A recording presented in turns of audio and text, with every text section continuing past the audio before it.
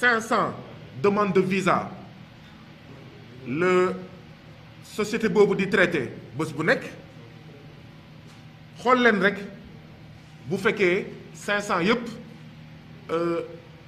visa court séjour la ñuy déposé maanaam 40 000 francs nga multiplier ko par 500 dossiers xam ngeen ne loolu en fait xaalis bu bëri la nga jàpp ne c'est du mois de mai au mois d'août xaalis boobu yépp nag liggéeykat yi di ko liggéey employés yi di ko liggéey bruit bi ça vous dérange pas waaw mun ngeen tëj bunt bi bon il fait déjà frais hein et puis xam nga amuñu fond politique nga naan métal clim yow itam yaa ko tey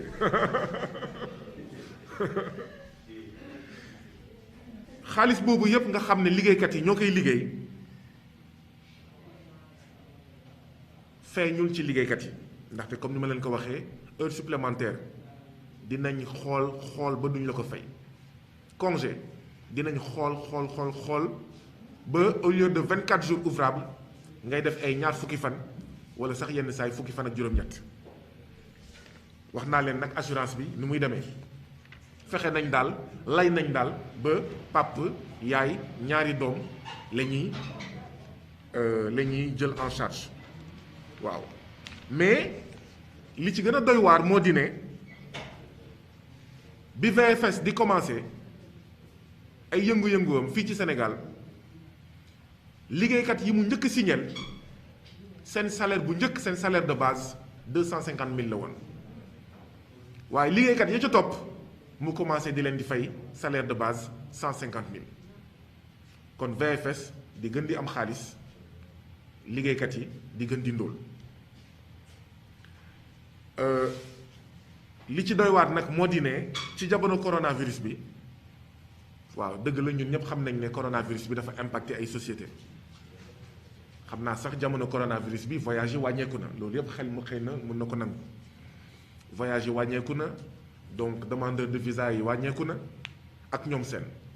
donc mën nañ comprendre ne dëkk tugal yi nga xam ne dañ doon tëj seen frontière ndax xeex coronavirus dëkk yooyu mënatuñ fa dem donc dëkk yooyu demande de visa yi day daal di wàññeeku loolu yëpp xel mën na ko nangu waaye état du Sénégal jël benn dogal benn ordonnance ne ak coronavirus bëggatuñu ñu dàq benn employé benn ñaareel bi chômage technique sax dañ koy waxtaanee te bu fekkee mënul ñàkk ci benn entreprise chômage technique payoor bi mënul gën a tuuti téeméer boo jël ci payoor bi juróom-ñaar fukk maanaam 70% du salaire bi coronavirus amee VFS ne mbas mi dafa impacté yëngu-yënguwam mu ne kon day def chômage technique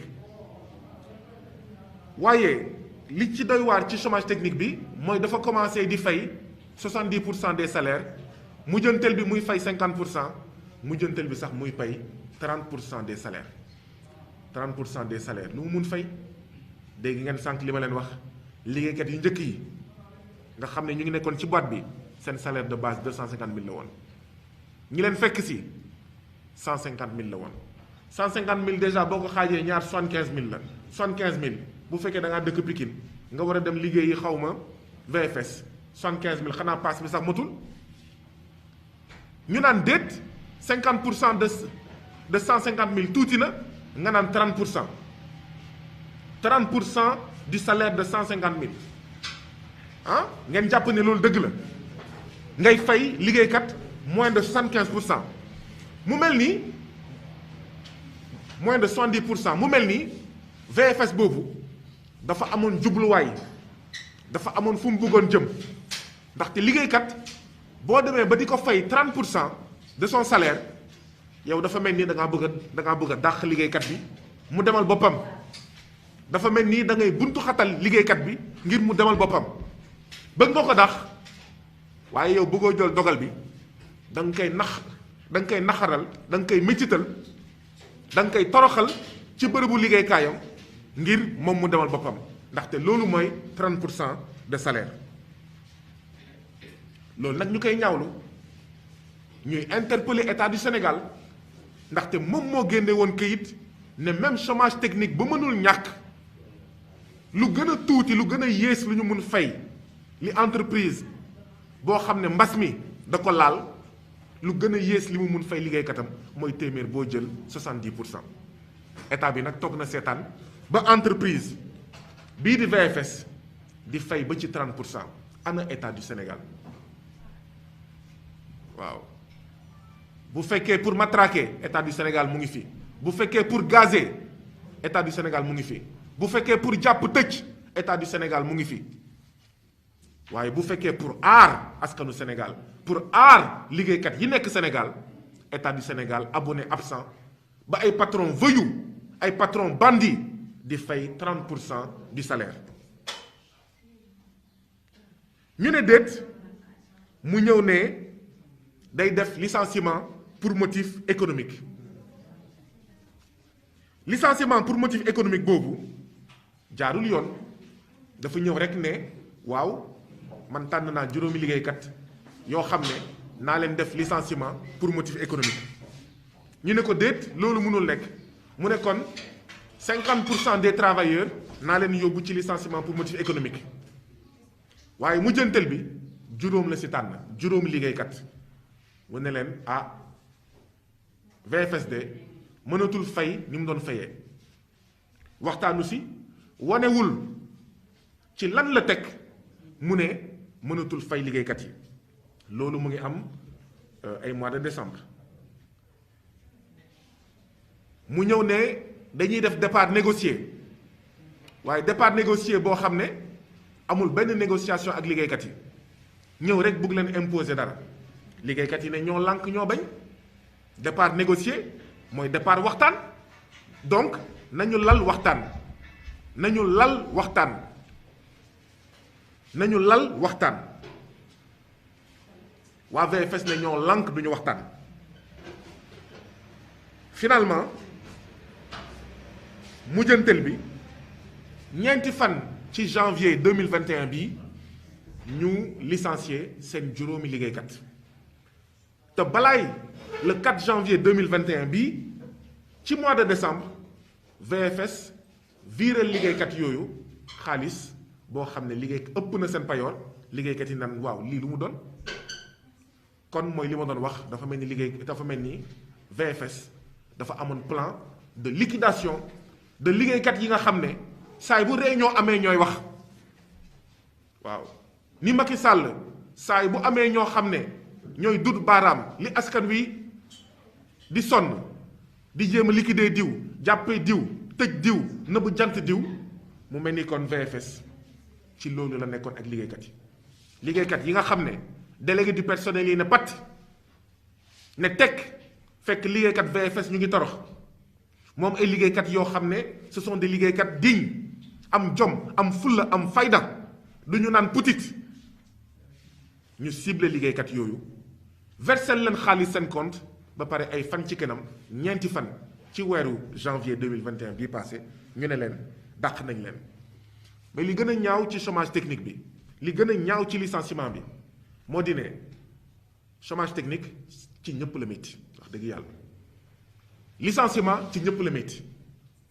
waaye nag boo nekkee ci entreprise boo xam ne dafa am ay contrat à durée indéterminée CDI ak ay contrat à durée déterminée CDD waaw quand même booy def chômage technique dafa am choix bi ngay def booy def licenciement dafa am choix bi ngay def CDI bokkul ak CDD boo nekkee entreprise boo xam ne liggéeykat yii dañoo am jabar ak doom am jëkkër ak doom mu am ay célibataire dafa am choix bi ngay def dama koy baamtuwaat licenciement ci ñëpp la métti waaye xel mën na nangu genn wàll kasara moo gën kasara célibataire amul jabar amul doom ak jigéen boo xam ne mu ngi ci entreprise bi am jëkkër am ay doom bu licenciement mënul ñàkk foog naa ne bu dee genn wàll kasara moo gën kasara célibataire bi la ñuy bàyyi donte métti na VFS deful loolu ñi mu dàq ñépp juróomi liggéeykat yépp ay CDI la ñoom ñépp ay père ak mère de famille lañu fekk ne amoon na ay célibataire foofu fekk ne amoon na ay CDD foofu fekk ne amoon na sax ay CDD yoo xam ne lu leen dese pour mu jeex bariwul naka ngay licencier CDI bàyyi CDD boo xam ne lu ko fa dese bariwul donc mu mel ni kon règlement de compte boobu ma doon wax plan de liquidation boobu ma doon wax ah bu fekkoon c'était un plan rampant plan bi nag 4 janvier plan bi taxaw na tem wane boppam mais li ci gën a ñaaw ci licenciement bi xam ngeen mooy lan li ma wax ni yëpp ñaaw na mais ci juróom yi nga xam ne dàq nañ leen amoon na benn jigéen bu ëmb ñi xam code du travail xam nañ ne kenn du licencier jigéen bu ëmb le 4 janvier 2021 VFS ci juróomi liggéeykat yi mu dàq ñoom ñépp mu dàq leen ci anam bi ma wane te mu ñaaw dëppoowul ak yoon amoon na jigéen bu ëmb mbokk yi bu ñu seetaanee ci Sénégal ñuy toroxal liggéeykat ñu naan déet ñuy salfaañee sañ-sañu liggéeykat ñu naan déet waaye ñuy salfaañee liggéeykat yu jigéen yi jamono yi nga xam ne dañoo ëmb mbokk yi suñu Sénégal bi day yàqu te lii waruñu ko seetaan waruñu seetaan liggéeykat yi ñu leen di toroxal te mu am ministre du travail fii ci Sénégal wax ji mooy ana ministre du travail dafa mel ni fii Sénégal ministre du chômage moo fi am ministre des arriérés de salaire moo fi am ministre des licenciements arbitraires ak injuste moo fi am ndaxte licenciement bii licenciement arbitraire la jaarul yoon jaay doole la licenciement liquidation la licenciement pour dàq ñoo xam ne ci biir entreprise bi waaw dañ doon wax te yàlla tax dañ doon wax te njëriñu liggéeykat yi tax donc ñu dàq si benn jigéen boo xam ne dafa ëmboon te entreprise bi xamoon na ne liggéeykat boobu dafa ëmboon